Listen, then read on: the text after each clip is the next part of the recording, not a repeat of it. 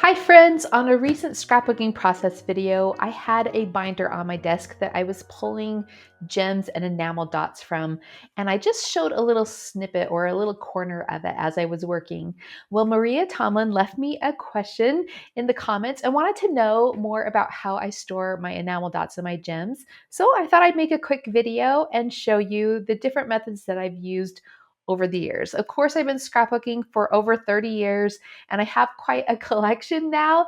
And so my storage methods have changed and grown, but I thought you might like to see all the different ways that I've stored them, and maybe they will help you to find a solution that will work for you. So I'm going to turn the camera down to my desk and show you the binder that Maria asked about, or that you may have seen in my most recent video. So I have this leather binder here. It's got kind of some marks on it, so it's kind of an extra binder that I had laying around.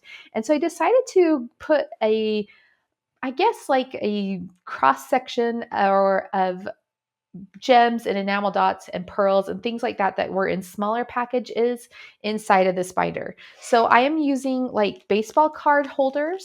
There's 9 up on a page, and I just have these smaller packs that fit inside of these. And so those are all that I'm storing in here. This is a great thing to have near my desk because it has, kind of a wide variety, and I can choose, like, I organize them by color and neutrals and type. And so this is something that I can keep by my desk and reach for and try to get used up. So you can see that I have pearls, I have gems, just all kinds of little things that I have gathered and collected over the years. So this is how I store the smallest packages. Now, of course, we have larger packages of enamel dots, and I've received a lot of them through design teams and through collections over the years. And so I actually store these a different way. I did used to store them in like the Iris card keeper boxes, and I've recently kind of changed this up. And so I'll show you my other way of storing. I like these because I like to store any type of product I can on the vertical, and that way I can flip through them and see the colors easily. So I did have several rows of these, and I used one of these boxes for enamel dots and then one of these boxes for gems. I also have used these drawer organizers. They're just soft plastic that kind of snap together. I have purchased these on Amazon, and I have used these in drawers where the items can stand on end and I can flip through them. Now, my latest way of doing this is very similar to this because my collection has grown quite a bit. If you have ever watched a video from me, you've probably seen these drawers behind me where I film. And as my kids have left the house, I actually have overtaken the 2 bedrooms next to my scrapbook room. One of them is a workroom where I design my classes. It's kind of something I can leave set up that's separate from my office. And then I have this room where I do all my filming. And that way I don't have to put up and take down my cameras like I used to. Well, when I did this, I wanted to put in some dressers behind me that were a higher level, but also that I could use for additional storage. So I've moved a lot of my lightweight embellishments into this room, and my enamel dots is one of them. So I don't have a camera that is over there, but I'm going to keep talking in my microphone here, and I will put a video in of what I'm talking about. So here are the drawers behind me. They're about 40 inches tall. And these are drawers that I got off of Amazon several years ago, and they have 4 drawers in them. Now, I use them for several things, but one of them is for my enamel dots and gem collection. So what I've done is I've taken foam core and I've just made dividers for these, and then I've put all of the enamel dots and gems that are the same size in groupings. So you can see these ones that I showed you just a minute ago, they fit right here. I really like this method because I can flip through them. I also like that they're nearby to me, and so when I need something like a gem or an enamel dot, I can pull from here. I have other things stored in here. In those same drawers, I have, or those soft drawer dividers, I have a drawer full of like journal spots and I don't know, all kinds of things, envelopes, little bags, labels, photo corners, just things that I can flip through. So that is one drawer. One of these drawers has like my photo props that I use. Down here, I have extra cards and another tray that I use for photographing. So if you're curious, I'll just keep showing you what's in the rest of my drawers. So these other drawers have lighter embellishments. This top one contains embellishments that I have purchased at Tuesday Morning, embellishments that I've collected over the years, or that I have taken from collections that I was done with, but I wasn't done with the embellishments. I organize these by color families so that I can find things. So for example, over on this side are neutrals. So I have titles and frames and stickers that are all neutrals. It then moves into like primary colored things. So the red, blue, orange. You can see there's some October afternoon there.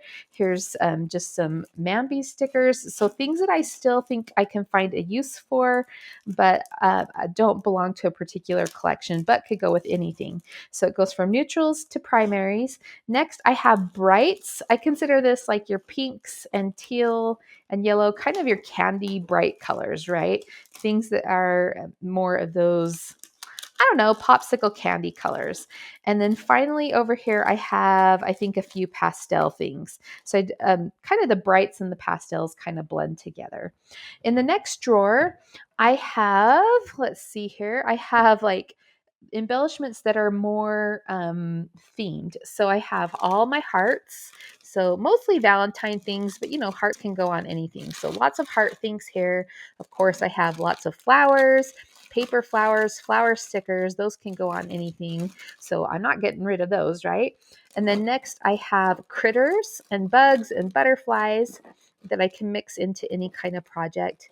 And then this down here is like travel. So there's or kind of various things, but mostly travel and things like that, or like birthday. So more collection specific things. The next one down from that are stamps. I have 2 drawers of stamps. I used to collect clear stamps like crazy, and honestly, I don't really use them. I never really got into using them. I mostly collected them, but I'm trying to be better at that. So I don't really purchase more unless I feel like it's a nice general stamp that I could use a lot of.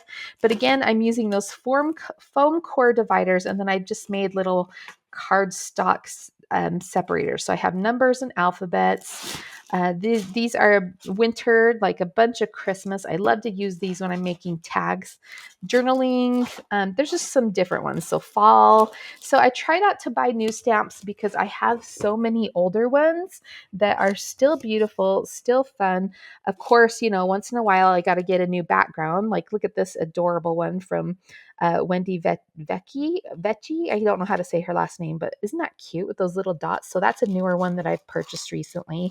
So yeah, I do add to them once in a while, but that is one category that I really try not to add to. I used to collect Allie Edwards like crazy. Like look at these older ones, and I love them still. Of course I do. So I'm just going to make use of the ones that I have. Now the ones that won't stand upright, that are larger sets, I put on their sides just in this empty spot over here on the right. So that's that. My last cabinet, I have 3 cabinets over here, are letter stickers and embossing folders. I used to work for Cricut, and so I have almost every embossing folder they ever made, and I just love embossing folders. And yes, this is something that I need to use more of. I have an overflow of stamps right here. These ones are all for card making. So I'm not a huge card maker, but I do like to make cards and tags once in a while. So I just have a small section over here.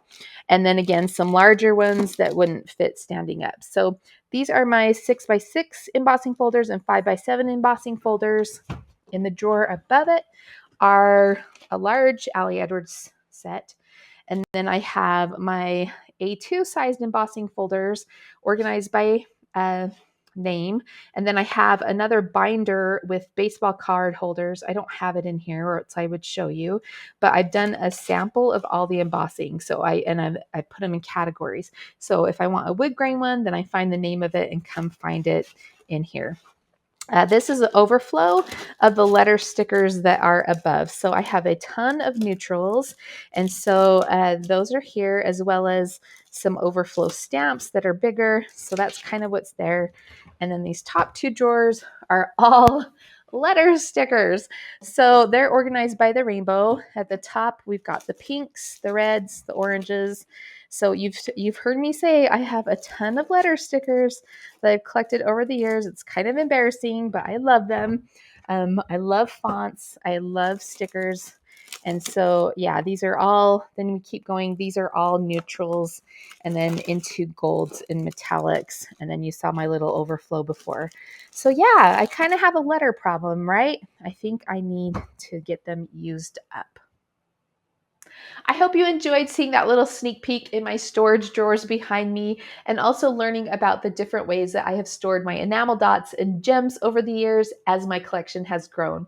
If you have any other questions for me or supplies that you would like to see how I organize it, I would love to show you. It's fun to answer your questions. Thanks so much for stopping by my channel. We'll see you in the next video.